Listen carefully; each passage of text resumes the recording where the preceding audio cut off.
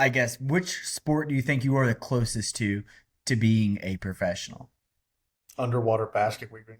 No, like major ones. Like I'm talking basketball, football, baseball, golf. Which one am I closest to? Today. Like you're obviously far from football. We all You'll are. never see me on the gridiron, son. Yeah, it's very true. He's got a point. That's actually a fair statement, Derek.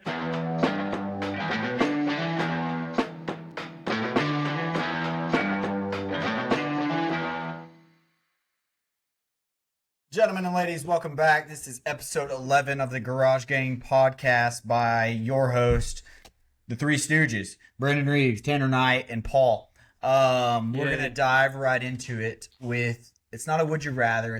This is just kind of, I want to see where y'all's brains are at on this one, as well as the listeners, because this one could get weird, creative, but also you could take a smart route with it. And I saw this on the Nate Bargatze podcast, I will admit. But if you could have an infinite amount of sauce or liquid that comes out of each of your fingers only on one hand, what would your 5 be and why? So I'm going to give you all a second to think on it. But here's a few good answers. So when I was thinking through this, I was like, gasoline. Never have to pay for gas again. That's a liquid. My fat ass went straight to food. I was expecting food sauce. I was thinking ranch dressing. Yeah. Cane sauce. So gasoline. What is another good one? For some reason, I'm thinking like toothpaste. You never have to buy toothpaste again. Oil. Motor oil, but you still have to actually change your oil. You guys are lame as fuck. It's whiskey, Oh, beer, water. Definitely water, right? You No. never have to carry water around. tequila, Miller Lite here. Okay? Tequila, What's on the thumb? Miller, That's the important one. water. Okay, yeah. Little hydration station on the thumb. We'll go ranch. Ranch. And Is ranch that expensive? It's burdening you? listen, man, we live in fucking today's America. Okay? People struggle to buy ranch dressing. What about... I'm not one of them, thankfully. And then my 5 would probably be 2% milk. chocolate milk? Nope. You just want whole milk or Give me that 2%? 2% leche now. Yeah, I like water on the thumb. It's good, quick access. Imagine you're running and you just start sucking on your thumb and you're getting hydration just like that. Keep doing that motion, would you? I'm fucking... God, never mind. The finger is probably gasoline. I feel like that's the easiest thing to put in your truck, is your index. The middle finger, that's a harder one to get to. You also have to think about the placement. You really do. Not really. Your pinky or that finger, your ring finger, filling up your truck with gasoline. I got ranch dressing on that finger. Yeah, good placement. Yeah, I don't know. I'm sticking with water, beer, and light beer for that matter, and then gasoline. Water. Coors Light. Gasoline. Coffee. White Monster. Oh. Little caffeine in there. That's smart. Mm-hmm. I spent a lot of money on Rain. I should have done that. Actually, I have 2 fingers. My pinky is Rain. Okay. Yeah, there we go. Those are all good picks, except for the 2% milk. That's Disgusting. You guys are lame as fuck. I don't break bones. Because I drink 2% milk. Okay? I've broken 1 bone. 2, finger, and an orbital bone. Okay, you know what that one is? Your face. That's in your eye, huh? Right here, baby. Got schwacked. Not good. Not good at geography, but he's very good at anatomy. You guys want to really just test those fucking waters with my geography skills. I'm telling you, I'm better than most. South Padre Island. Where's that at? South Texas. We're at. What do you mean? What's the closest city it's to? Probably like San Marcos. Do you know, Brandon? It's not even close. San Marcos is not even close to the coast. Oh, it's like south though. What's that? It's like central. Southwest? No. Central? Yeah. Damn. That was not close. That was a You're bad asking guess. me specific I would fucking say like cities. Corpus Christi. Yeah, it's pretty close to Corpus, kind of. Definitely close to San Marcos. Corpus, honestly. Fuck you. Fuck the both of you. All right, orbital bone. Why don't you give me another? Another one? You want another one? Tanner's like, Fairfield County. Hoboken, New Jersey. No fucking clue. Let's do Texas. Make it more reasonable. Amarillo. Amarillo by morning. What's further west? Do you know where Amarillo's at? Yeah, it's West Texas. What's further west? Abilene No. or Sweetwater? No, it's not in West Texas. Like Panhandle. Yeah. That's pretty fucking west, Tanner. How did you not get that one? Panhandle's different than West It's Texas. different. Yeah, it is different. I would have said Panhandle. Oh goddamn. What's further west? Abilene or Sweetwater? I don't know. You went to school there, so you guys are throwing out fucking places you've been. Why don't you throw out somewhere you never fucking been before? Ciudad Juarez. What did you just say to me? Ciudad Juarez. Ciudad Juarez? It's got to be by Mexico. In It's Mexico. in Mexico. Yeah. Yeah. Juarez. It's right next to Del Rio. Juarez, Mexico. I've never been there before. It's right across the border from El Paso. That was a layup. All right, let's dive into college football. Last weekend's playoff games. I'm sure you were all so excited to hear us talk about this. But before we jump into this, I actually wanted to mention one thing and give a shout out to Texas A&M's volleyball team for winning the national Oh, championship. yeah, I saw that. Yeah, congrats to them. Yeah. So before we They dive swept them, didn't they? yeah, they swept I don't even know who they were playing. Kentucky, number 1 seed. Yeah. But yeah, before we dive into anything else, I want to mention Wow. Let me- the let me- national champ in the house. Well, that's fucking awesome. Congratulations. That's cool. as Let fuck, me- man. It's the most important sport there is, so I just wanted to. Let me ask you. They I know- scored more points than the football I know team did. everyone watched it. Of course they did. They What- played 25-point matches. When did you become aware that the Texas A&M volleyball team was going to be competing in a national championship? Competing the day they beat, I think it was Pitt. I thought Texas A&M's women's volleyball team won as many sets as Texas A&M's football team scored. Yes, that is correct. That's what I was trying to go with there. But Friday night, number 9, Alabama beats the shit out of number 8, Oklahoma. I'm kidding. Beats the I'm shit. kidding, Paul. I'm kidding. I was getting us off topic. But yes, let's talk about last weekend's college football games. What bowl was that? It's not a bowl. It's a home. It's like a home game. That's right. Okay. Number 9, Alabama at number 8, Oklahoma. So in Norman, Texas, 34-24, Bama. Paul, give us your thoughts. My thoughts are severe depression. I can't climb out of the hole. I don't know what'll fix it. But I was there. The atmosphere was unbelievable, guys. Like, had all the makings to just be a perfect evening. Yeah. The pregame they did, I will say, like on the it wasn't really game day, but it was kind of game day. Right, like inside the stadium. Yeah. Like it was, you could tell the atmosphere was electric. It was, the people were ready. But this game was, I know everybody watched Oklahoma at Bama and the way Oklahoma beat Alabama on the road. Bama, it was a complete flip-flop. Yeah. Bama beat Oklahoma the same way Oklahoma beat Bama. And there was a 3-minute stretch of football in that game where our punter just decides not to fucking punt the football. Little dribble action. But before that, it all started with Mateer kind of evades a tackle, breaks out left, throws a deep ball right in the breadbasket to go up 24-0 To Xavier Robinson. the running back. Yes, he was just wide open. Drops it to go up 24-0 on Alabama. Next play, muffed punt. He fucking doesn't punt it. The punter. The punter, he didn't even muff it. He caught it clean, dropped it, didn't kick it. Never seen that before in my entire fucking life. Defense holds him to 3. Shortly after, Mateer makes his one really bad throw of the game, pick 6, and next thing you know, it's tied up going into halftime, and the whole stadium, you could just feel it. It was eerie. It was like, how in the hell is this happening? Like, how did we get here? I will say at halftime, when you were pretty worried, rightfully so, they just tied it up pretty quick. I texted you and I was like, dude, I wouldn't even be worried. OU looks like the better team. Like Alabama had a few chips chips fall their way. Yeah. Is that the saying? I think so. And they just, like couple special teams things that happened. And then in the defensive pick 6, I was like, OU is still, like, if you look at the totality of the first half, I wouldn't have been worried because I thought OU was running the game, and then Alabama just had some things go their way to tie it up at half. You could just feel it. I mean, special teams hadn't let us down all year long. It's been our best unit right behind our defense, and they let us down big time. Our punter is a worthless cocksucker. That's what he is. I mean, he shanks a punt for Bama to have great field position. It was just a masterclass on how to not do your one and only fucking job, and he didn't do it. A lot of people wanted to pin it on Mateer like it was his fault. That's the best Mateer's looked all year. I thought Mateer looked great. Honestly. He missed a couple guys downfield wide open, but like there's pressure in his face. Like he looked better than he had all year long. He played good enough for us to win the football game. And I was listening to an OU podcast today with Teddy Lehman and Gabe Eichert. 200 of Alabama's 269 yards came on just 7 plays. Oh, wow. On just 7 plays. I feel like they were all just seam passes. Yeah, or Mateer running. He ran the ball really well. Yeah, and his numbers won't show that because he ended up getting sacked a couple times for big losses.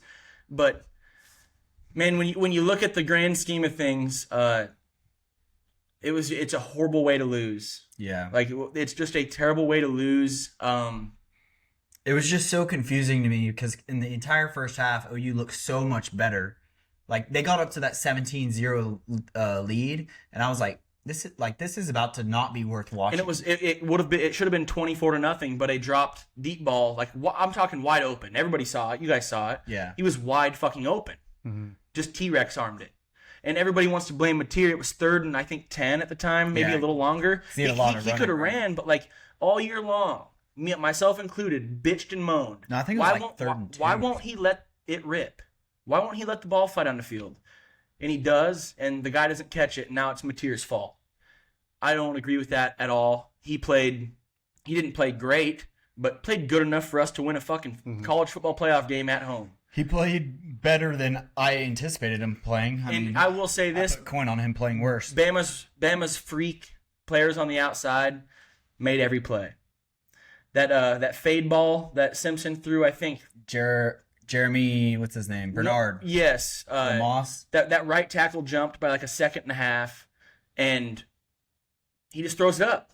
And it was perfect. One-on-one coverage. It's what you want your quarterback to do in those situations. Throw it to your freaks. And he went up and made a fucking play. You can't discount him for that. That's one of the better catches I've seen in 100%. It was covered to perfection. It made me sick. But like the sentimental value in it, like that was bucket list right there. Like a home playoff game. Got to watch it with my dad. It was phenomenal. Like the Walk of Champions before the game had 4 F-35s fly over. Yeah, like it was cool. Elbow to elbow walking down campus corner. You've been there, like sidewalk to sidewalk, packed 3 hours before kick. It was absolutely phenomenal. But no, Bama comes away with it. And I got something like I want to kind of gripe about. How does the best defensive line in the country not get one single holding call the whole football game? Dude, something I noticed in all 4 playoff games, literally all 4, is I would love to see how many flags. Well, maybe not all 4, just the first 2. I kind of tuned out. I was in and out of the last 2 because they weren't good games. But the Oklahoma and the A&M game, there was like hardly any penalties. And I just did this thing where I looked up. I just went in my Twitter search bar and I looked up R. Mason Thomas, who was our freak pass rusher. Just search his name. There is 15 different screenshots on 15 different plays where he's being held in a rear naked choke by a first-round pick at the left tackle position, and not a single holding call, guys. I don't fucking get it. Like, I understand there's holding on every play, but when you're taking playmakers out of the football game by impeding them from making football plays... Still, shots are hard. They are hard, but when you have a guy in a rear naked fucking choke... I've watched the game twice, by the way. I watched it live and I watched the replay. It was bad up front. Like, I don't know. And towards the end of the game, our defense started getting pushed around a little bit. Bama was feeling themselves. The momentum shifted. Simpson was on one. Good. Dude, he looked, for how much pressure y'all had on him all night long and the throws he was making, that guy is going to be something special. And I'll say this, I'm Oklahoma fans are notoriously insufferable on Twitter. When Oklahoma got beat by Bama, there was none of that. This, that, whatever. There was none of that shit. It was kind of like a fuck. Yeah. Like a damn. And I have another shitty stat I want to share with you guys. Teams in the college football playoff who are up 17 points are 28-2. You know who those 2 losses are? Oklahoma. Is it both? Oklahoma has both. Damn. Lincoln Riley's Rose Bowl against Georgia, and this past weekend. So, yeah, I'm not in a good mental headspace. I'm not. I'm handling it a little bit better than I thought I would, talking about it. But fuck. Sometimes that's all you got to do. You just got to let it out. Just let it out, man. No, it's horseshit. Absolute dog shit. Oklahoma had every reason to go win that football game. They just didn't. I don't want to toot my own horn, but last week on the episode, granted I picked OU to beat Bama. Last week I said the team that like plays better special teams and like has that big play on defense. So for Bama, it was the pick six was going to win, and that's how it turned out. I mean, that's exactly like you said earlier. Oklahoma did that to Bama earlier in the year. They just flipped. Yeah, They just flipped. it was like the special teams big play, the pick six. It was like verbatim. And there's 10 points right there. Pick six and that muff punt there's 10 points. Yeah, what Oklahoma lose by? If you look at the stats of the game too, OU won in just about every facet. Yeah, and it's like You could like if you couldn't see the score and you were just looking at game stats, you would think OU won. and What were the passing yards? and you can see Bama scored 34, but you look at their total yards, 269 total yards, man. Yeah. Well, Field position. Mateer had 307 passing yards. Damn. Like Yeah. he was zipping it. And he threw the ball 41 times, and I mean, you didn't ask him to do that all year. And Bama, We're asking him to do it now. 2 for 13 on third down. Yeah, I mean, Like- it doesn't make a lick of fucking sense, man, and it just hurts. It was the third phase of the game that got y'all, which hasn't all year. Special Tate team. Sandell missing 2 field goals. Yeah, I can't. Something you're not. I know it was windy, but that's And still you know, it's something not you're even something I counting. can get mad at because you know he played a huge part in And getting why we there, were there. yeah, So for sure. Sandell's the best kicker in the country. I think everybody still agrees with that. Mm-hmm. You have a shit day sometimes. Yeah. I also think it's crazy how Alabama fans all year long have been calling for Kid on the board to get the boot, and Also- now look at him now. They're lucky they won because he'd be Yeah. going to fucking Michigan. Yeah. Oh, That's just the way the cookie crumbles. He's gonna stay in Bama, Yeah. and they're gonna give Indiana all they can fucking handle on the outside, boys. All they can handle. But yeah, that's my summary, and I'm depressed. It was a good Friday night game, though. Like, I mean, it was the best one. It was the best one of the weekend, I'd say. yeah, In terms of like, holy shit, we've got yeah, like a little bit of ball being played. Like both teams looked pretty competent on both sides of the ball. just not the third. It's just not the outcome I wanted, and it's a fucking shame because in the ever-changing landscape of college football and playing in the SEC, there's not a guarantee that you're back in that position. Yeah, So when you get that opportunity to watch you let a 17-point lead slip out of your fingers, it stings. yeah, because ultimately you can only lose 2 games. What's been shown is like you can only lose 2 games to get into into the playoff. And I'll say this, I mean, you know, both teams like they played like they both belonged. You know, for like sure, yeah. Yeah, they were definitely 2 of the 100% best agree. 12 teams in the country. Yeah, I don't think that would have been. I think looking forward for OU, like, I think it's as simple as this: learn how to run the ball. Yeah, and I mean we had 3 freshmen on the offensive line. So many issues are fixed. Our center played great. His second start ever at center. He played phenomenal, but our freshman left Second tackle start kind of ever? sucked. Yeah, like but he Wow. played left guard or right guard for Yeah, but us. still, centers. It's completely different. different than left or right. You're the man of the offense. He played great. So I mean, like the future's bright with that young O line, and you know the defense is going to just be good. Is your faith in Mateer renewed a little bit? My faith was like, I was down on him early, but man, like at the end of the day, like he's what we have. Well, he showed up. He's what we've He got. played good. And he played pretty fucking good football. He was put into some shitty positions, you know, like passing, obviously, you know, Yeah. like they pinned their ears back and they brought everybody. And, you know, on a quarterback that struggled all year with that type of shit, it doesn't bode well. In the first half, they didn't. Like the first half, I feel like they only rushed like 3 or 4 every single play, Mm-hmm. and then they obviously figured something out. Yeah, and I mean, like I said, he missed a couple deep balls that Satania was wide open on, but I mean, nothing to really coulda, shoulda, woulda. You know, it's whatever. Oklahoma fucking lost. It's what they do. They'll be back. Yeah. All right, that brings us to Saturday morning. At number 10, Miami takes down number 7, Texas A&M, 10-3 in a game that I think a lot of people was going to be an offensive shootout, and I think Yeah, I mean, it was 3-3 in the fourth, so that touchdown didn't even come. The only touchdown of the game didn't even come until like the last 2 minutes of the game ish. A&M has a chance to go down and tie it, and Marcel Reed, who did not have a great day at all, throws a pick. They were probably at the 5-ish yard line. Throws a pick with like seconds remaining, basically. Yeah, I think like 20 seconds left. Yeah, to lose the game, so Miami will advance.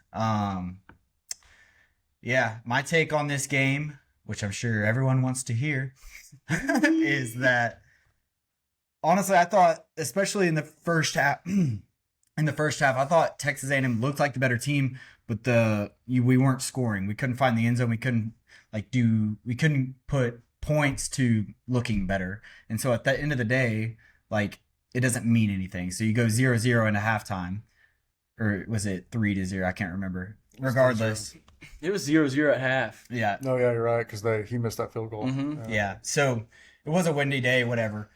I mean, there's wind every other Saturday. Yeah, it was windy in Norman too, but Yeah. they scored a shitload of points. So, yeah, I mean, I thought A&M looked better, but as the game went on and we were not scoring, I quickly got worried because I was like, you can only look better for so long before the other team figures out what you're doing or what they need to do. And Miami did that, and that was in the fourth quarter. They had I say it was a long drive. It was a long yardage drive, but it was short in duration. It was probably 3 or 4 minutes. They ran the ball all the way down the field and then ended up scoring to take the lead. I mean, Miami gave Texas A&M every opportunity to win this football game. yeah, and just Would they didn't miss take it. 4 field goals? They had a fumble that A&M got good field position on, and In they the just fourth. didn't kick the door in. I mean, it's something I haven't seen from A&M all year. It's like just the inability to score.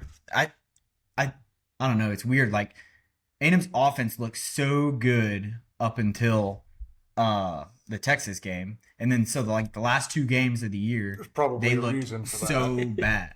But I'm saying like they were scoring at will. It wasn't even Yeah. like. They were playing defenses that were not of the caliber of Texas. I will don't say even that- think But even then, Miami's defense isn't like. I don't think they're anything to write home about. No, they got a mean front their five. D line's good. Yeah, they have a good. Yeah, their D line is good. 100%. And a couple freak athletes on in the secondary.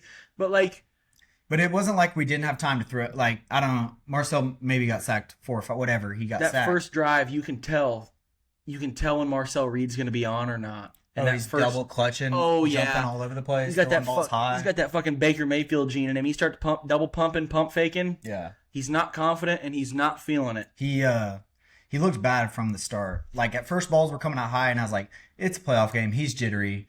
It's going to settle down. And then it was second drive, third drive. He's still overthrowing people, and I'm like, this is not good. Well, he was just never setting his feet. No. His feet were moving the entire time. 100%. And the broadcasters even brought that up. Yeah. He just looked uncomfortable, and I don't even know if there was. His back foot. There wasn't really a reason to either at first.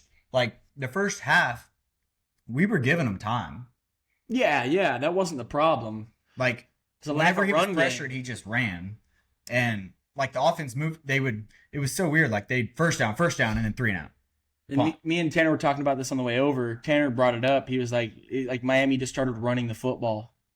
Yeah, I mean, At will towards the end of the game. They were just gashing. but so that was actually one thing I was paying attention to because of how bad A&M's defense was against the run versus Texas. I was like, how well is Miami going to run the ball? And if you go back and watch the first 3 quarters, they don't run it that well, and they try several times. They should have just kept with it.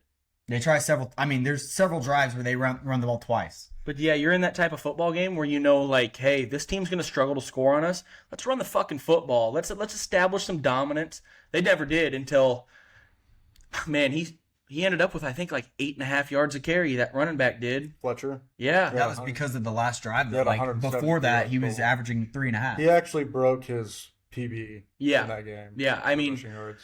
Before the last drive, he was averaging. It was either 3.5 or 4 yards a carry. It was something like that. fuck, And he man, had, just started gashing you. 15 or so, and then on the last drive, he had 5 or 6 for 70. Dog shit game in College Station. Yeah. Yeah, I mean, Not for you, because you are a fan of him. So I'm sure it was riveting. like, holy shit, like, what's going on? Like, I mean, it was riveting in the fact that I was like, we have to score here. We have to score. And then it would just like kept not happening. And then we'd get a stop. And I was like, we have to score here. When did you know? I would say after we got the fumble back and we didn't do anything with it, I was like, because it was, so for those of y'all that didn't watch, it was 3-3, fourth quarter, probably around 8 or so minutes left. Miami is driving. Carson Beck opens his eyes and starts finding people. And I think they get like a 15-yard gain, and now they're at the 50. And then they get like a 10-yard gain, like they're already in field goal position, and then they throw a pass. Maybe it was a run. I don't remember. But whatever they did, the ball carrier fumbled, and A&M got the ball at like the 40-ish. It was Tooney, that line. freak receiver they have. That Yeah. Tooney, I made a A&M got the commercial ball at damn near midfield with 8 minutes left. 3-3 score. All they got to do is score. And I think we went 3 and out. And when that happened right there, I was like, we just lost. And it was still a tie game, but I was like, we lost. So we punt, pin them deep, and I think that might have been the drive. They had the long drive, ran it, and scored. Yeah. And then it was 10-3. And I mean, Marcel Reed took him down there with a minute and a half left and no timeouts. He got him all the way down there. But, like, fuck, man, I was watching it. He was due. I mean, There was something fucking stupid. there was 2 times we were in the red zone, and neither came up with points. That's how you lose a game. Blocked field goal, right? Blocked field goal. There was a long pass. Phenomenal catch on that one. That block field So goal. good. Backup kicker Burke or something. Yeah, y'all were flirting with 2 kickers. Yeah. They put in a backup because the other guy had missed a few kicks against Texas, and they thought his confidence was shot. So they were like, let's try this guy. I didn't know it was possible to top a kick. He did. He topped it. All that He ducked it. all that D lineman did was stick a hand up, like nothing special, you know. Like that's like common courtesy. Like, hey, if you don't get your hands up, then like you're not on the fucking kickoff team. That Bond dude's been y'all's kicker for what, 4 years? He's been around for a while. Yeah, quite a while. And he's been good. I think 3 or 4, yeah. I think that was I think you got to trust him. This guy, the backup y'all had in, had kicked I think a grand total of 7 field goals in his entire college career. I agree with you. I think, yeah, you should go be You got special to ride teams with that coach. guy. Yeah. Did you know I lost $8 on that Miami kicker? Me and Lane Perkle was sitting on my couch. I go, I bet you $1 he makes it, missed it. I go, I'll bet you $2 he makes it, missed it. I go, I'll bet you fucking $4 he makes it, missed it. I was like, son of a bitch, dude. Spender. I fucking lost $8 sitting there. Unfucking believable. His first one, you could definitely see the wind push it. After that, it was just shitty kicks. I think the big takeaway we can take from that football game right there is it didn't matter who won. Neither team looked like they were worthy of kicking Ohio State's ass. Yeah, and I can rest with the fact that like the next game, like I would love the opportunity to play Ohio State just to see what happened. Crazier things have happened, but I don't think either of those teams play with Ohio State. Yeah, but I've gotten like 4 hours of sleep since Friday night over my Sooners. Like that's what people don't understand. Like I was raised as a fucking infant to hate everything not Oklahoma, right? So that's where my burning passion comes from. Just to see people. I'm not talking about you, like because A&M's like hasn't been in that spot before. You know, like Oklahoma's been there. I've seen Oklahoma lose really, really important football games in my life. That's really all I've done since I was born, to see them lose important football games. They get there and they don't do it. Like Tebow, that fucking cocksucker. That's how we are as Cowboys fans. Is we've heard the great stories. Yes. Like I mean, I've seen some like great Oklahoma teams, but like at the end of the day, like I haven't seen it. You know what I mean? I just haven't seen it, and fuck, I want it bad, like really, really bad. But the Aggies, what a fucking letdown, Reeves. You got to have a little bit of heartbreak in you. No, there's definitely heartbreak. But I don't think there was, like, I never thought we would win the Natty. And if you thought Oklahoma was going to win the Natty. No, but I think they were on the correct side of the bracket to make some fucking noise. Like Indiana, like For sure. they're beatable. Yeah. Bama or Oklahoma, either or had a great shot at beating that fucking football team. Yeah. You definitely didn't want to be on the Georgia Ohio State side. Exactly, and that's like kind of like what everybody's saying. It's like people were dealt shitty hands, and Oklahoma was dealt a great hand, and this was the year to kind of make some noise, you know, cause some ruckus. That defense just starts balling out. You certainly could have made it to a semi, I think. Like that game with, like, I wanted to play Indiana Texas played- Tech bad. I wanted it bad. Yeah. Like, I wanted to eventually run into them. Fuck, man. Yeah. God, I wanted it. Yeah, Indiana played Ohio State well, but again, it's like, I don't know. It's matchup oriented. It really is. And that one was even weird. I still think that one was a fluke. I think if they were to play again, which the only way they play again is in the Natty, if they were to play again, I think Ohio State beats them for sure. I don't think Indiana. That'll be for another time. But we are running super long. Next, we'll move to Saturday afternoon. We can kind of run through these fairly quick because there's not a lot worth mentioning. But number 20 Tulane played at number 6 Ole Miss, 41-10. The Rebels take them down. I barely even watched it. Dude, the first drive. I mean, granted, Tulane started playing better after the first drive, but the first drive, Ole Miss literally, like, it was 3 plays, like 54 seconds, touchdown. Yeah, the big takeaway from this game is that Ole Miss running back got hurt. Yeah. That's not good. That is bad. I'm blanking on his name. Tulane. Lacey. It's almost like you need to put in your second string guys. Yeah. To preserve some health before you actually go play the He got hurt fairly early though. It was, I want to say it was even like Dude, second quarter. his left arm, he was just dangling it. Like, that's collarbone, that's a banged up shoulder, and they have Georgia. Yeah, you're about to go play. Georgia's going to bring the fucking wood. Yeah. Okay? like, I don't know, like, their backup running back looked good when he was in. Why not just roll with it and say, hey, man, like, Lacey, take the rest of the day off. Go put on your fucking sweats and their hoodie. number 2 isn't terrible, and he's had plenty of snaps all year. But He's not Lacey. Lacey's carried the load. He's an all-SEC running back. yeah. Like, that is the guy. And he's hurt. But I think Saturday night, so that was Saturday afternoon, Ole Miss takes down Tulane by a 31-point margin. So they covered the spread there. And then on Saturday night, you had number 24 JMU at number 5 Oregon, and Oregon rolls them. They take their foot off the gas in the end. So JMU makes this one look a little prettier. I am surprised about how many points JMU put on the board.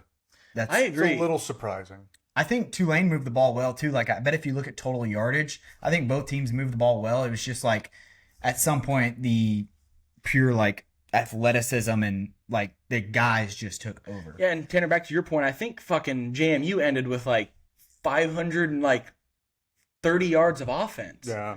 But like, I think, was that majority second half? I know you watched that whole thing. You were peer pressured into watching it. Yeah. JMU and Tulane both moved the ball fairly well, first and like second half. But it was just like, Couldn't get it done. it was like, oh, it was always something. It was like a bad throw by the quarterback or a fumble, or it was just like the better team Man did among what they boys. needed to do. Yeah, exactly. That's what it was. Like, and I think Saturday night was a prime example of why the group of 5 schools, something's got to be done.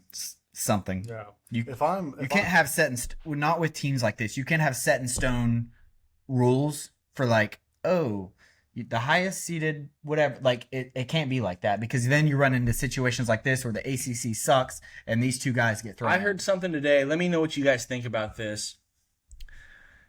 Having a playoff for G5 schools. Oh, like treating them like FCS? Correct. Yeah. Because, I mean, I heard it today on a podcast, say fucking JMU this year, like, goes undefeated and beats like an Iowa by 14 points, right? Then you know what? You consider them to be in the big dance. You know, like they go and beat an Iowa team that doesn't allow any fucking points or anything, and you go and whoop them, probably on the road, because Iowa's not coming to JMU. But like these G5 schools, like, I'm stealing this from somebody. I heard it today. Have a tournament with those G5 schools because they deserve better.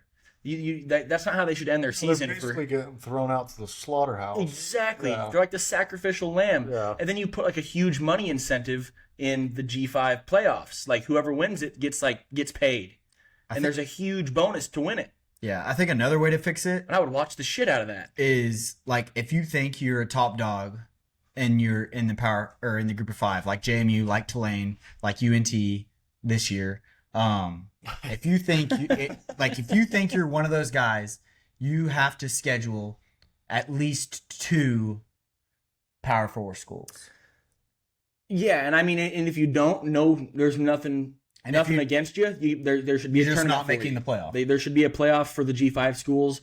I think everybody would watch it, man. It's still I good would much football. rather watch JMU at Tulane Yes. than Tulane at Ole Miss or JMU at Ole Like Miss. a UNT JMU first round matchup in Yeah. like an 8-team G5 I would be playoff. so excited to watch that. That'd be awesome. Yeah. What I'm saying is, we all knew the outcome of these games. That's why they were no good to watch, and that's why the Vegas spread was 20 plus. Is because we all knew the outcome before it happened, and we were all right because we've seen. So Tulane didn't play a Power 4 school. JMU did. I think they played Louisville, and they lost. Yeah.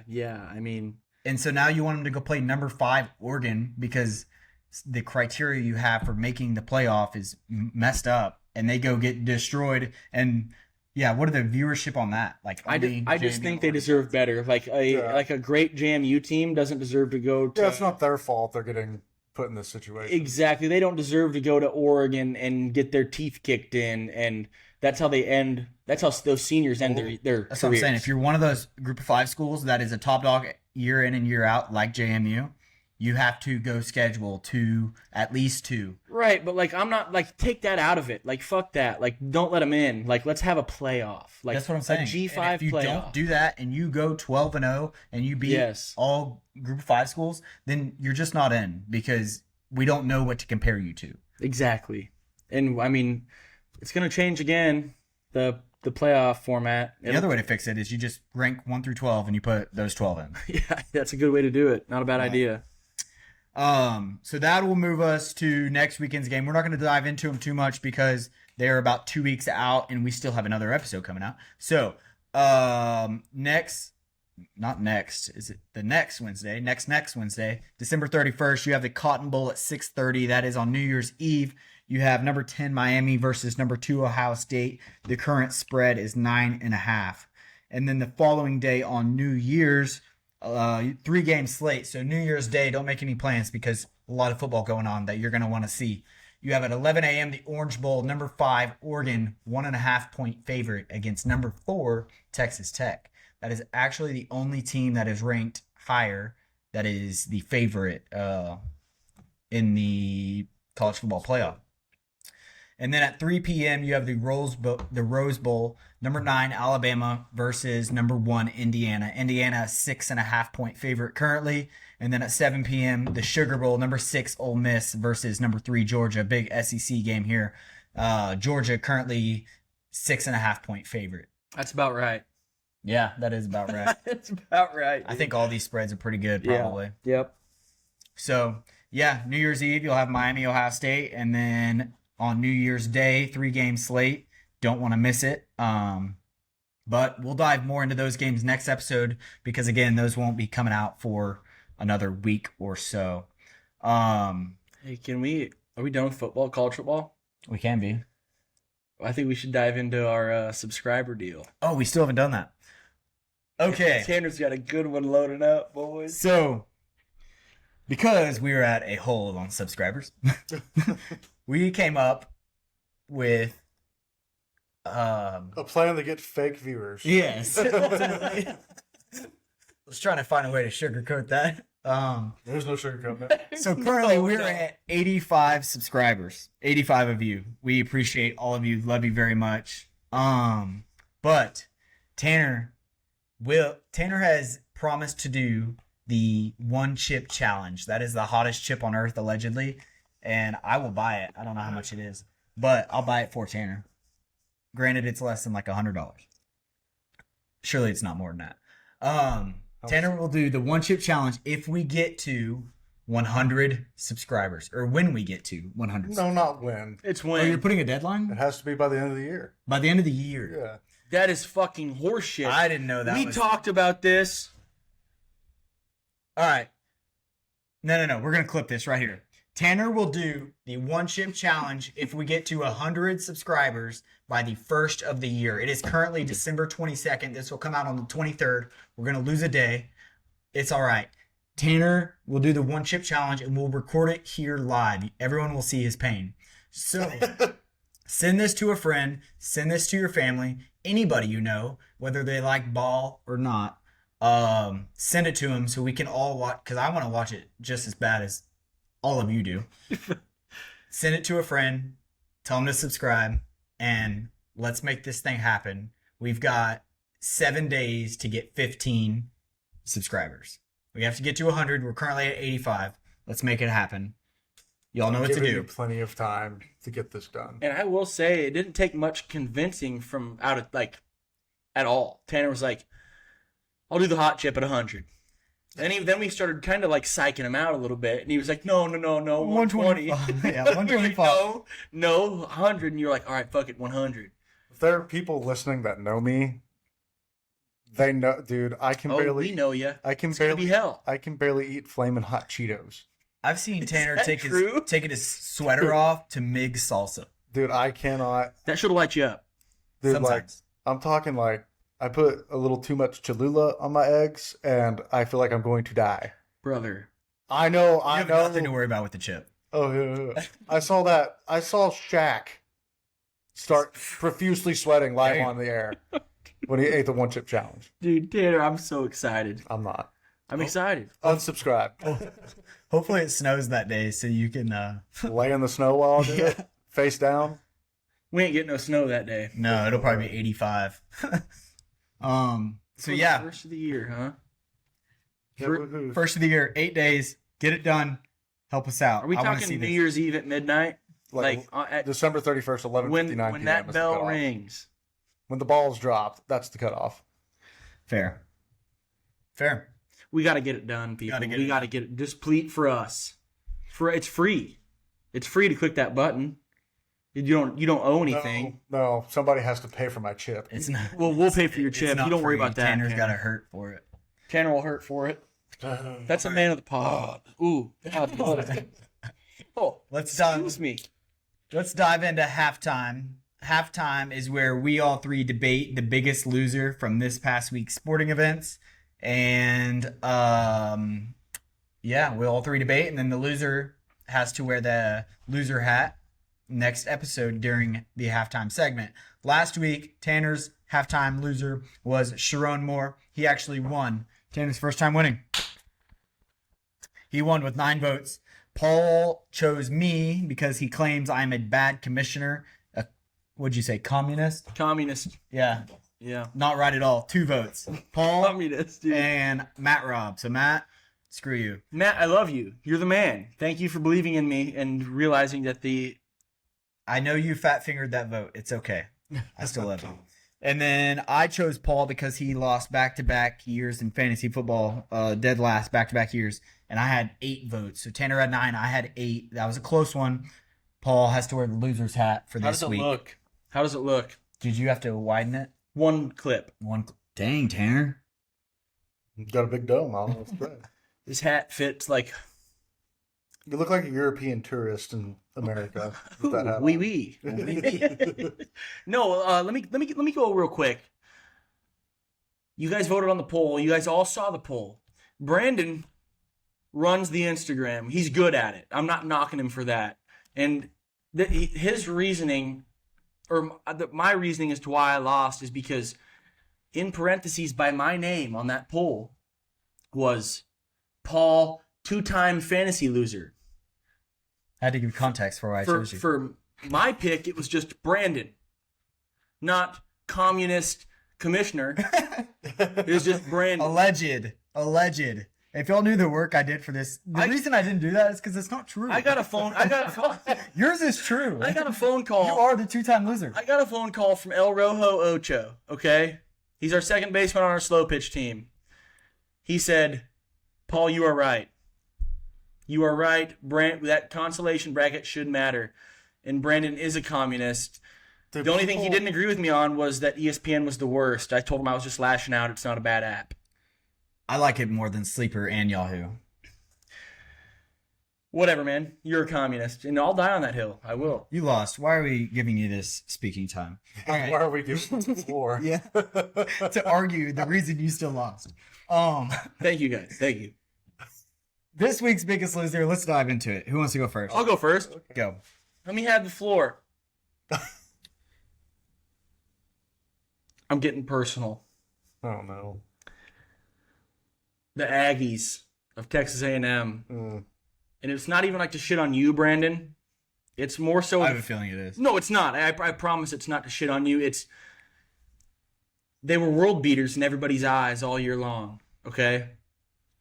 They face, like, their first ranked opponent in Texas, get manhandled, and then they go into the first round in front of 110,000 people and score 3 points against Miami, who I have been shitting on relentlessly for the past 4 weeks. So there's nothing personal behind it. It's just a matter of fact. Like, they've got to be my biggest losers. Like, they were number 3 in the country all year. Mm-hmm.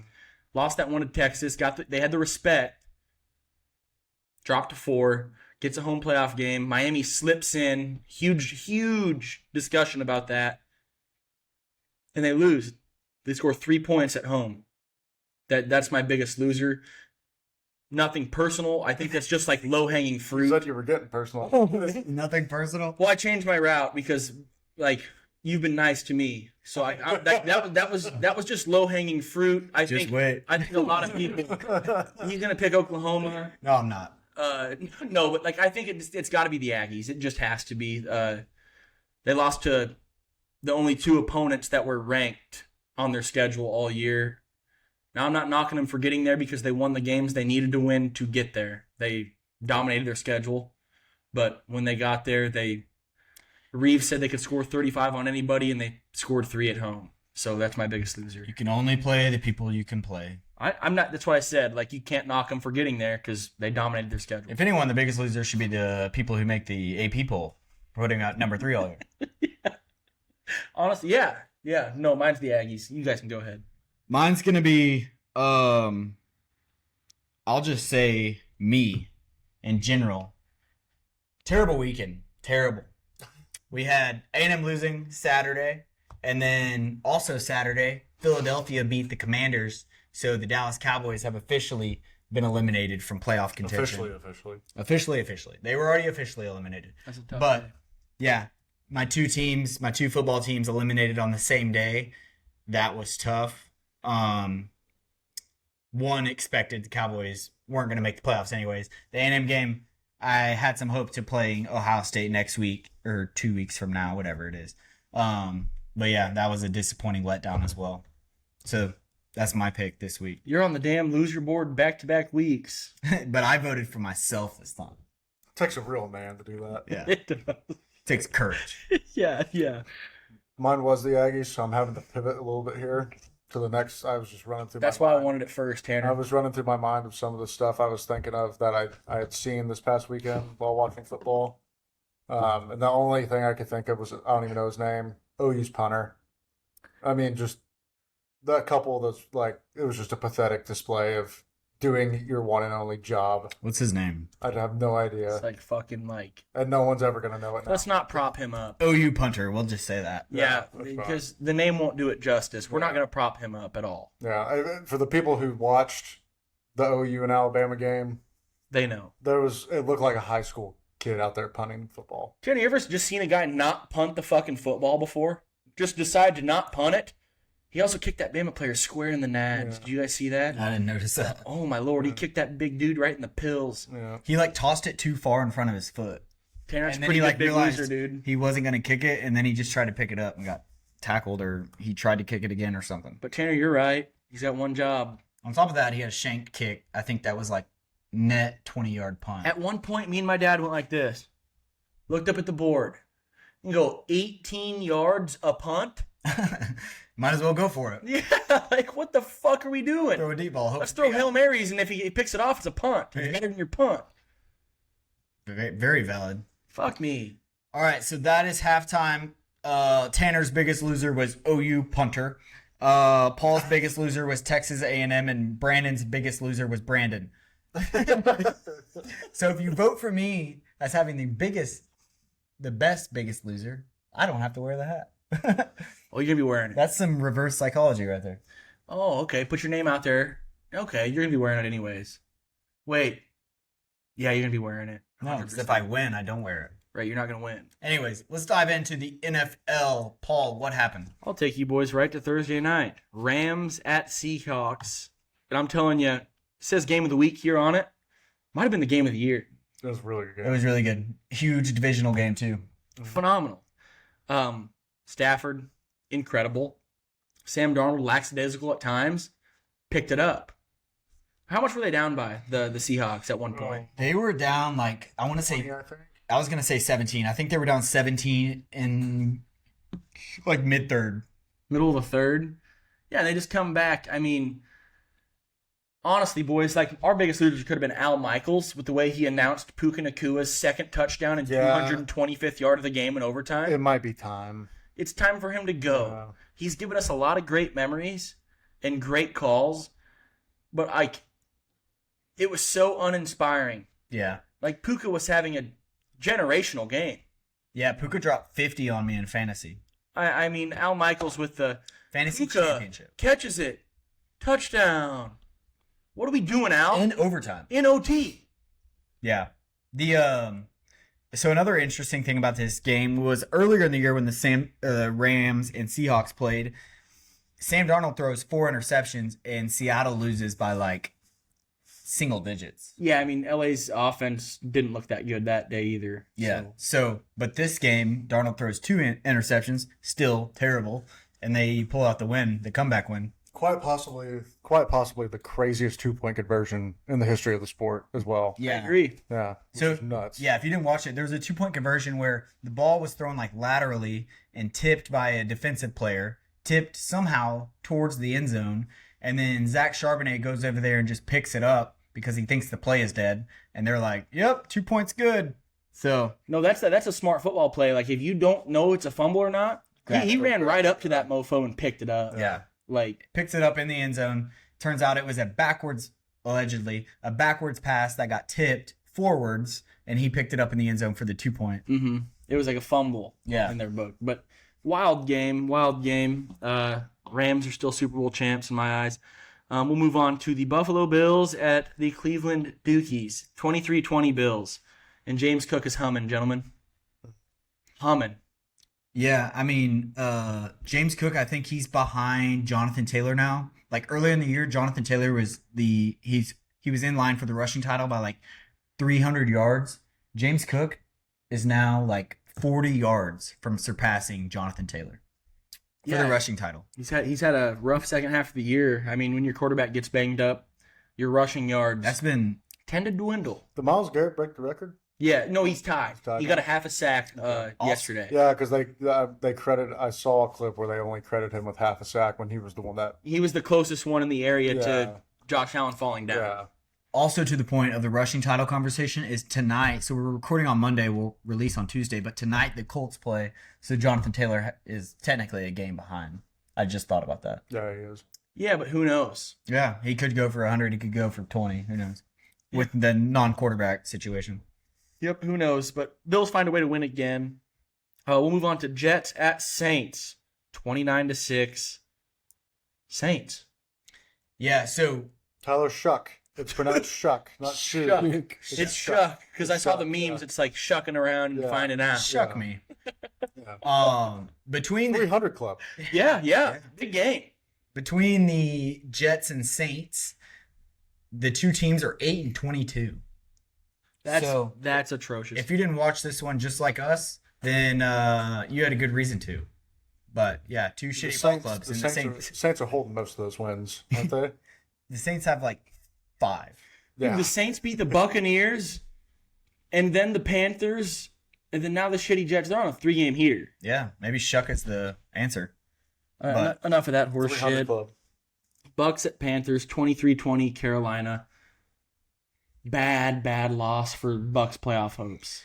Yeah, Carolina takes the division lead at this point. So yeah, they were both tied at 7-7 maybe before. 7-7. And so yeah, now Carolina's going to be 8-7. The Bucks are going to be a game back. So They play one more time.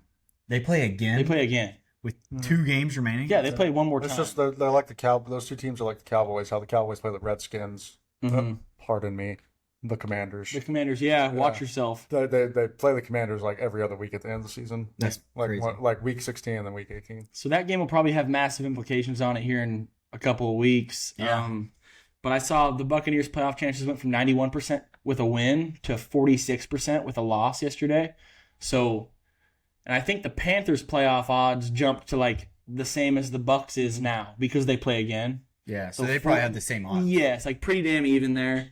Damn, the Panthers have Seahawks and then Bucks. Baker can't figure it out, but it comes to show that if you're missing both guards, it's tough to get your offense going. Bucks have Dolphins, Panthers. So I would argue that, well, of course the head-to-head is going to matter the most, but because if they end up tying, like if next week the Panthers end up losing to the Seahawks, which they probably will, Highly likely. and the Bucks beat the Dolphins, they'll have the same record, and then they'll go into that final game of the season with the playoffs on the line. Playoffs on the line, boys. It's heating up. I love it. Best time of the year. Move on to the Vikings at Giants. 16-13 Vikings. Yep, two shitty teams that have already been eliminated. J.J. McCarthy exits the game late in the second quarter and doesn't return after half, and the Vikings still get it done. And Vikings fans are excited. Yes. Yeah. If you can describe J.J. McCarthy in one word, what would that word be? One word. One word. Hmm. Move that. Can I use 2 words? Two words. Can I use 3? Yeah. How many fucking words do you want? Past his prime. Past his prime. The high school was the prime. He doesn't have Blake Corum to hand the rock off Yeah. to. Yeah, I agree. He's poopy. He's just poopy. There's no other way to put it. We'll move on to a game that really excited me for no reason at all. Chiefs at Titans, 26-9 Titans, and Cam Ward does it. Wins a game at home. Gardner Minshew's knee is okay, by the way. Is it? They talked today on 105 through the fan. He's out. He's hurt. I thought I saw today he tore his ACL. I'm sorry. He's injured. He's not hurt. He's injured. Fucking He his knee is fine. He did not tear his ACL, but his knee's not fine. He's hurt, but banged up. ACL's not torn. That's good. I mean, it doesn't matter anymore. Yeah, no. Season's over. I just love watching the Chiefs not play competitive football. Mm-hmm. Yeah, They already rolled eliminated. over and gave up. Yeah, already eliminated, and they go to lose to the Titans, who have 2 wins on the year, both away. First home win, and they blow them out. So, I mean, I didn't. So, did the Chiefs pull a lot of starters in this game? Did y'all see anything like that? No. No. It's literally just Mahomes not playing, and they get blown out. By It's just bad quarterback play. Anyways, we'll move on. Bengals at Dolphins, 45-21. yeah, they benched Tua for Quinn Ewers. How'd that fucking go? Yeah, not very good. I mean, the Finns put up 21. Bengals. Dude, I don't know. I Joe saw Burrow a has bunch a of career day. Dolphins fans saying that the offense looked better with Quinn playing quarterback. Really? Yeah. Which I kind of believe, honestly. I don't. Yeah, I mean, Yeah. who am I to judge? They're just excited for something new. Yeah. I think that's a lot to do with it. It's like that new toy you get. Yeah. Like, Jalen Waddle's got to find a new team. yeah, He's got to get on. yeah. You know what? They're about in that rebuild process, and if I was a betting man, like McDaniel's not going to last much longer. Yeah. They said earlier in the year they'll write him out for the rest of the year, but I guarantee you he's gone after the end of the year. He'll go be a really good AC somewhere. 100%. And Dallas should hire him. We'll move on. That game was shite. Jags at Broncos, 34-20 Jags, ending Denver's 11-game heater they were on. Boy, the Jaguars look good. Mm-hmm. Jags look good, and then also like the Broncos, at least for me, I thought they've been not fraud. They obviously look good. They have a phenomenal defense, but for what their record They shows, just have trouble moving the ball down the field. Sometimes, yeah. well, they have the best record in the AFC. They're tied with the Patriots for the best record in the AFC. They also have the most comeback wins of any team this year. Mhm. That's the Denver Broncos, and they've had a ton of close games against like shitty teams too. And so the fact that the Jags beat them, not surprised. Another interesting stat for the Broncos this year: their point differential is in the negatives for every quarter until you get to the fourth quarter. They're like plus 54 in the fourth. It's when you win football games. Yeah, it's a good point, but it's just I don't know what takes them so long to realize they got to turn the gas on. Hey, boys. They didn't this game, so. Trevor Lawrence and the Jags are 11-4. Yeah. Did y'all see Trevor Lawrence get blown up on that play that got blown down? Oh, Dude, yeah. yeah. Oh, and he was mad. I'm Yeah. like, but the crowd was so ruckus. Like, that Couldn't guy hear did not it. hear the Yeah, he whistle. didn't, Like, yeah. he hit Trevor Lawrence and He proceeded to get up celebrated. and go after the ball that was Yeah. fumbled. Like, Yeah. like, how you supposed to know? Like, Yeah, if you didn't watch that, Trevor Lawrence drops back, whistles blow, and he gets absolutely wrecked from behind. Pause. And yeah, the play was blown dead. Guy had no idea, but absolutely lit him up. And Lawrence still played, which is surprising because he gets hurt. Yeah, I don't know quite a bit. how he did not get hurt on that. Like, he got hit hard. Yeah. Congrats to the Form Jags. tackle right in the back. Jags are rolling. Yeah. Falcons at Cardinals, 26-19 Falcons. Bijan rolls again, just dominates another football game he's a part of. Yeah. He's all they got. We're at the point in the year where, like, some of these games aren't worth watching, like this one in particular, because both teams are eliminated from playoff contention. So unless you're from Atlanta or Arizona, you probably didn't watch this game. Or a diehard Bijan Robinson fan or something. Yeah. Or, yeah, he's on your fantasy team or something. That's the beautiful thing about the NFL. Yeah, it is. Their ratings are never going to dwindle due to the fact that there's sickos out there that need Bijan to have 18. Fantasy football, prize picks. Yeah. Yes. So it's But a beautiful thing. the NFL season is certainly shaping up, rightfully so. There's 2 games left. And, yeah, both of these teams eliminated. So not much to report on here other than Bijan has a good day. Raiders at Texans, 23-21 Texans. I'll say this. Close game against a poopy Raiders team, but the Raiders are good for one of those every once in a while. You know what I mean? Yeah. Or it's like, holy shit, Genty had a best game of his life. Like, what did he end up with? Like 160-something all-purpose yards? 140? Genty was catching passes, deep balls from Geno Smith. It didn't make a whole lot of sense, but C.J. Stroud and the Texans prevail again. Yeah, I think that's the thing with the Texans is, like, sometimes they're going to come out, and I don't know if it's C.J. Stroud or just the offense in particular, but I feel like they are due for an egg, and that's what's going to hurt them in the playoffs is, like, their offense isn't always that consistent. Their defense will be. So the fact that the Raiders put up 21, like, props to the Raiders there. Genty had a career day, sounds like. So 188 all-purpose yards. 188. So I think, Ridiculous. Texans will exit the playoffs as soon as they have an egg on offense, but their defense will be there for them for sure. All right, boys. Here was a good one. Steelers at Lions, 29-24 Steelers. And I think the most impressive thing about this was the Steelers' defense holding Jahmyr Gibbs. Yeah, that's crazy. Yeah. Holding him to nothing.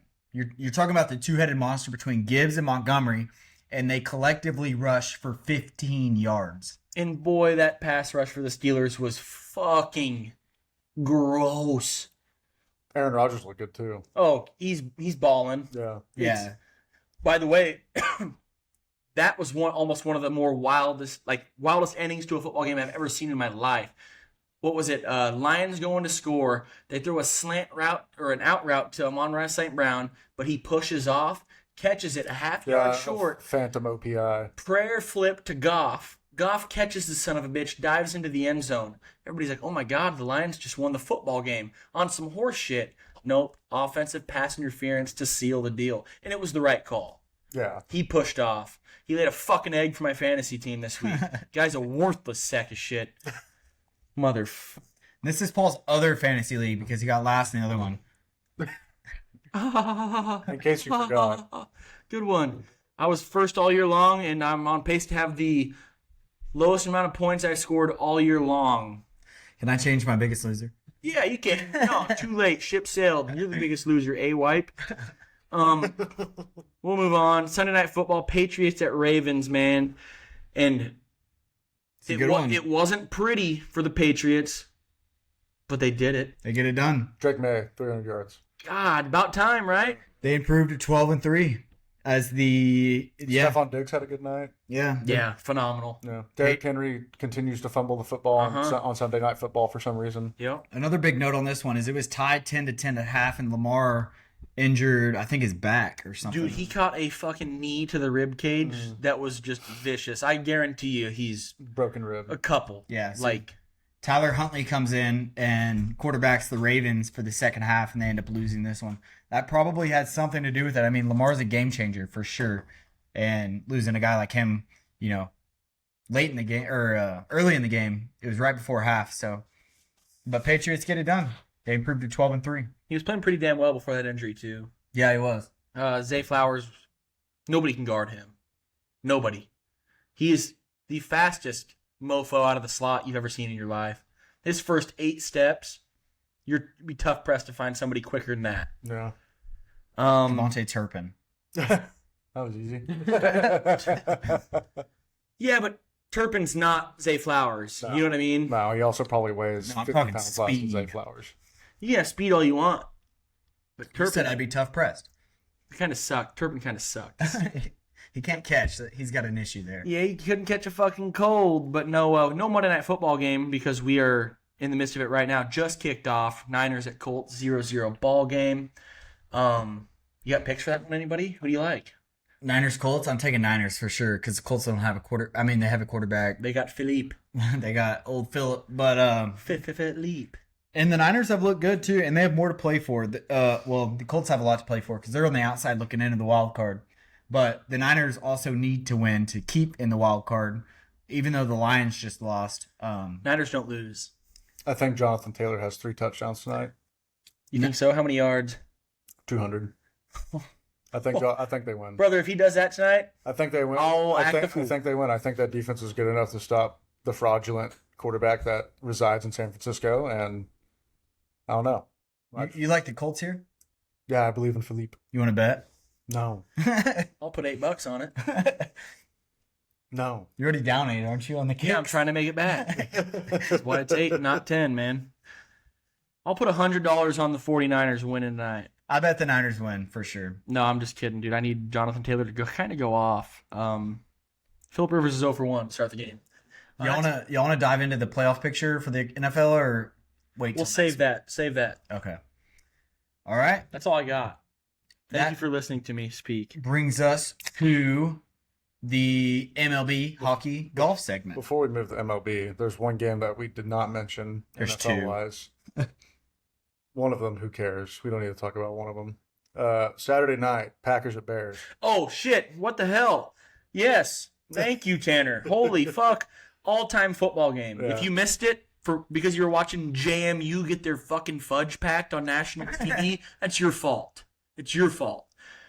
Caleb Williams, you can say a lot of things about Caleb Williams, but he's fucking clutch. Mm-hmm. He is clutch. You give him an opportunity late game, he's going to win you the fucking football game. The most beautiful pass I've ever seen thrown to DJ Moore to win the bitch in OT. But also, the Green Bay played with Malik Willis. Well, that's In the one. second half? That's another thing I want to get into. Malik Willis' second half stats were better than Jordan Love's first half stats. So that's not really like an argument at this point.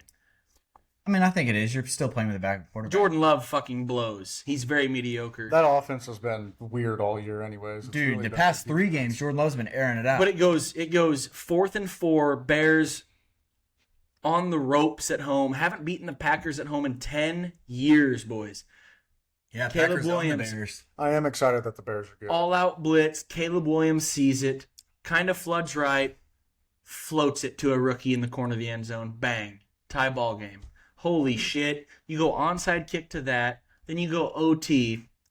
You get a stop on 4th and 1 in overtime. Oh, shit. What? If the playoffs started today, the Bears would play the Packers in the wild card round. Packers don't want that shit. I promise. But no, that pass Caleb Williams threw to DJ Moore to win the football game. Guys, that is poetry in motion. Mm-hmm. You're not going to see anything like it. Mm-mm. It's a rarity. Perfectly thrown ball in shitty Chicago weather. God bless. It was a great game. Unbelievable. I feel sorry for people who didn't tune into And that I one. didn't I watch genuinely, it was the second best game of the week behind that I Rams. was at family Christmas and I think, yeah. Game of the week went Rams Seahawks, and then it probably went Steelers Lions, and then probably Bears Packers. Dude, no, Bears Packers is probably one because they haven't beat the Packers at Soldier Field in 10 years. yeah, I don't know. Rams 10 Seahawks is so years. important. Those are two of the best teams in both those NFL. games, both those games are incredibly important. Yeah, super important. Yeah, You're talking onside kick. You're talking 4th and 4 fade ball to the corner, touchdown to tie it after the onside kick. Onside kick, fade ball to the corner, deep ball to DJ Moore. Bears win. Bang. A miracle. A legit miracle. Joey, what's his name? Cold Cuts has to shave his beard because of it. Yeah, that's a tough look for old Cold Cuts. If you keep up with Bob Does Sports, go check out Joey Cold Cuts shaved his face, baby shaved, no more hair. So that's on Instagram. Looks somewhere. like Dracula. Poor Cutsy. Poor Cutsy. That's all I got. Now let's jump into MLB hockey golf segment presented by Tanner. Would y'all like to do a new segment called "Which Brother Is This"? Yes.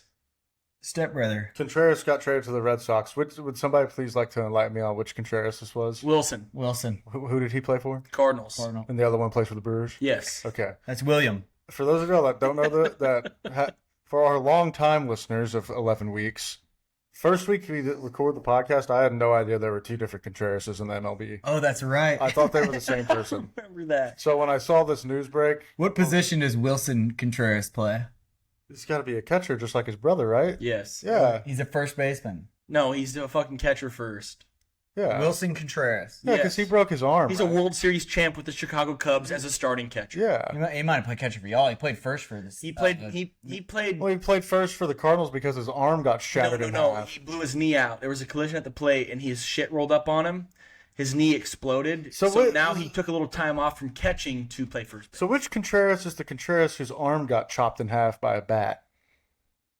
Oh, I don't that was remember Wilson too. He Okay. got hit on his glove hand. Okay, I'm like- starting to think this other dude ain't real, even though he played for the Brewers. oh, he hit like 9 home runs against the Cubs in the playoffs. He's real. He's good. He's fucking real. Yeah, he can swing it. I think he's cheap. So this is the one that was on the Cardinals. Yes. Okay. That's kind of a pretty good get for the Cardinals. He was on the Cardinals. Now he's on the Red Sox. Who was the Red Sox first baseman before? Tristan Cassis, but he got hurt, and I don't think he's on the team anymore. I'm telling you, I think They he's called up going to some guy. probably play a little catcher in first base for the Yeah. Red Sox. Who's the Red Sox catcher? They kind of have a committee Yeah. thing going on catcher wise. Jonah Heim. Could be in the near future. Couldn't fucking hit me, dude. Would y'all like to do another new segment? Yes. Another new segment. Didn't see this one coming, and I don't even know who this guy is. I just know he's good at baseball. The White Sox signed Murakami, which is apparently the best player over in the Japanese league right now. I did not see that one coming either. So the White Sox shelled out a ton of money to sign a really good player, which is crazy. And it sounds like he played shortstop over there. From what I've been reading, he's going to play first base for the White Sox. What's his name? Murakami? I don't even know his. That's why they're a poverty franchise. Yeah. And I'll say this. He was interviewed. He didn't want to go to a team with like another Japanese-born player. He wanted to kind of pave his own way. So like the White Sox is a surprise for sure, but like him not going to NIL. LA or I kind of tuned out on where this guy was going because I saw the other day Roki Sasaki was getting dinner with him in L.A. I was like, oh, it's a done deal. He's a Dodger. oh, they're just boys. Yeah. A Japanese player, yeah. Coming to the MLB, I'm like, yep, he's a Dodger. But he's not going to save the White Sox. But he's going to Chicago, the White Sox. But the White Sox are kind of they got Ass. that. They got that. What division are they in? Central? AL Central. AL Central. That Yeah. sounds right. Yeah. Yeah. No, they are. Yeah, AL Central. Yeah. But you never hear about them because they Yeah. win 20 fucking games a year. Yeah. Yeah. Well, they. So why in the hell does some guy from Japan want to go play for the White Sox instead of the Dodgers? I bet the Dodgers, I guarantee you, threw money at him. But like what I was saying, like he's interviewed, like I don't want to go where there's other like Japanese-born baseball players. He wants to pave his own way. Good for I him. don't know. See how it pans out. Tanner, would you sign with the White Sox No, if you were like the number one prospect in the world at this point? dude, I'd go play for the Los Angeles Dodgers. Personally, I'd go to Chicago Cubs. That's a good question. I have a good question. Sorry to interrupt. Here's a new segment. If New you question. had to play a professional sport, I guess which sport do you think you are the closest to being a professional? Underwater basket weaving. No, like major ones. Like I'm talking basketball, football, baseball, golf. Which one? Which one am I closest to? Today. Like you're obviously far from football. We all You'll are. never see me on the gridiron, son. That's very true. He's got a point. That's actually a fair statement, Tanner. You've never seen this man run a little fade route and jump up for a ball. I'm not close to anything, but like You think, like, how much further do you think your golf game has to go than your oh my baseball god, dude, I'm game? like a 27 handicap. The fuck do you mean? Like today, if they were like, you can no longer have a job, you will make no money until you go professional in something. What would you try to go pro? Let me put it this way. I'll put it this way for you. No. Answer it that way. If today, no more money for Tanner Knight I'm going to answer it that way, but in a until way you that go pro. Which sport are you trying to go pro in? my odds of hitting a green 180 yards out are the same as hitting a 105-mile-an-hour fastball at the fucking titties. 0. Yes, but I think I'd have to go with baseball. I think the green is. I think I could be. Listen, and don't tell me these guys aren't professional ball players because they are. Because they could 100% start on a minor league team. I would be one hell of a bullpen catcher. One hell of a bullpen You used to catcher. catch my bullpens. It was pretty sick. Yeah. Oh, think about, dude. I'm thinking like you have to play. Those guys do. I'd be a professional caddy. I'd learn the game, and I'd caddy. I'd be a pro in that. What would you do, Brandon? Football? No. Tell you right now, there's not a motherfucker at this table that can hit a baseball like me. Okay? Well, Okay? You're Especially not pitching Reeves. MLB pitching. I'm not saying that, but like you asked that fucking question. I'm saying, what sport could you go if you had to try to go CrossFit pro? doesn't in count for something? you either, okay? If you had to, what would you choose? baseball. Caddy. Golf. I would learn how to read a fucking green. I would learn how to smoke cowboy killers and put them in the wind. I'd go, For my... winds out of the east, pal. How do they even judge like a good caddy like that? Like, how do you get big in I caddy? think it's a lot of trust. How good you are at reading putts and knowing the golf course. Yeah, I mean, like, and I think a lot of But it somehow somehow is like you're- calming somebody down and like taking the stress out of the situation. And I think I'd be pretty damn good at relieving. Like, Somehow your name has to get put in the hat. And how do you get that name in the hat? Like, where do you start? you start as a caddy at like a country club. Yeah. And then you just pray one of these guys walks in and is like, hey, he's pretty good. Like Bubby Golf did it through like he did a scholarship program. He was a caddy at his country club in Chicago, and he was like, I guess, a good caddy at that, you know, like. But that's how you do it. You just kind of work your way up the ranks. It's like anything you do. You're not granted shit, but yeah, I'd be a caddy for Lane Perko on the tour. I'm gonna say slow pitch softball. Yeah, okay. I didn't know we were doing Mr. fucking 8 beers dropping fly balls for me out there in center field. I've dropped like one fly ball, and that was after like 20 beers. False. 4. False. Maybe put a 1 and a 0 behind that. False. Okay. We done with that? Yeah, I'm fucking Yeah, done with that. segment's over. In other MLB news, Dodgers set a record-breaking $169 million in luxury tax. What? For those of y'all who do not know, once you go above the luxury tax, so basically once you go above what the luxury tax works this way. Basically, the MLB will tell you, hey, you're spending a little too much. We're going to tax you if you keep spending money. And here's the threshold of what we're going to do. I think it's like $280 million. No, it's like $240 million. So there's no salary cap, but that's the luxury tax threshold, and it's up to the owners if they want to pay the tax after they exceed that amount. If you're a 3-time offender 3 years in a row, I think you have to pay 50 cents on every dollar, and the Dodgers this year are paying $169 million, which is insane. That's fucking disgusting. So, And that's just tax money. and the owners talked about it. He's like, I don't care. He's like, we're built to, like, we'll be fine. Yeah, you know what the poopy thing is like you got to respect that owner. Oh yeah, he's doing everything he can to give that franchise a chance to win. He Can't says be mad at him. remember that I think I said it like a few weeks ago. You brought this up, Tanner, like the Dodgers spending money because they signed that elite closer as well. Yeah, he has. Yes, dude. He says, my people tell me who's good. I don't evaluate them. Mhm. I trust them and just pay the guy. Yep.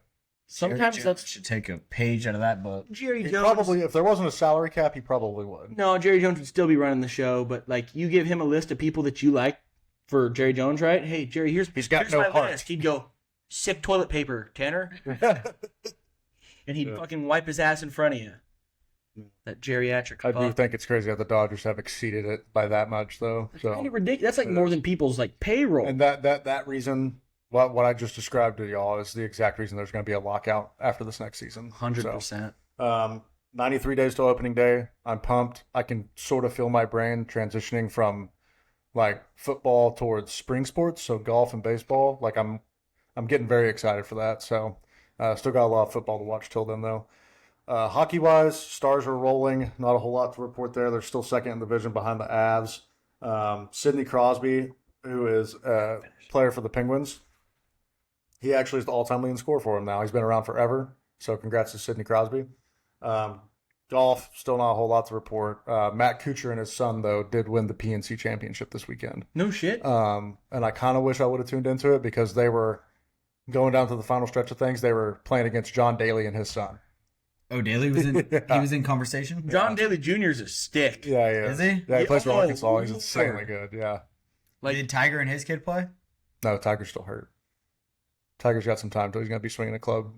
no, like John Daly and John Daly Jr. are like in it every year. So like, what is the PNC? It's kind of like a pro-am, sort of, but instead of like celebrities, it's golfers and their kids Yeah. playing. Like Okay, Annika so Sorensen, family. like the best. I'm pretty women's sure golfer. Charlie and Tiger did win it a few years ago. Yes. When Charlie was like 14. The PNC, the Father-Son Challenge, titled since 2020 as the PNC Championship under a sponsorship agreement with PNC Financial Services. This is not an ad.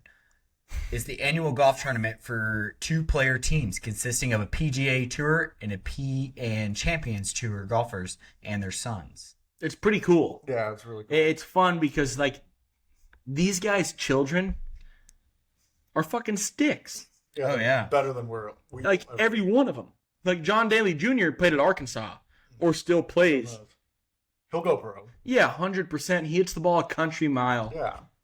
Oh, he's got And you. he is the exact opposite of his The father. first time I ever, Is he? Like exact the opposite. first time I ever watched this Damn, tournament that's disappointing. was when Charlie and Tiger played in it, and Charlie Woods was like 14, hitting the ball 290 yards, Yeah. which is insane. Yeah, I've seen the clips of them like playing with their dads, but I didn't realize it was an actual like Yeah, it's tournament. like the whole tournament's like a bunch of professional golfers with their sons out there. And like women playing it too. Yeah. Like Annika Sorensen, best women's golfer of all Nelly Korda. time. Yeah. Her son's now like just old enough. He's like 14 years old. Dude. Yeah. It's unfucking real. Could not come on at a worse time of year for us, No shit. but it's fun to watch. Yeah, they played the same weekend, the first round of the college football playoff. Like my mind's not even on this. No, like I Also, don't some even good know what NFL happened. games. Yeah. But yeah. That's all I got to report. All right. So like and subscribe, share to a friend, because if you do and we get to 100 subscribers by the first of the year, Tanner is going to do the 1-chip challenge. How do you feel about that? Not good, but I'll do it. I'm gonna spread the word. Okay. So like and subscribe, spread the gospel, wait. spread the good word, what we're doing here. But yeah, that's all we got for you on this episode. This is Garage Gang episode 11. That's about it. Great show, lads. Peace.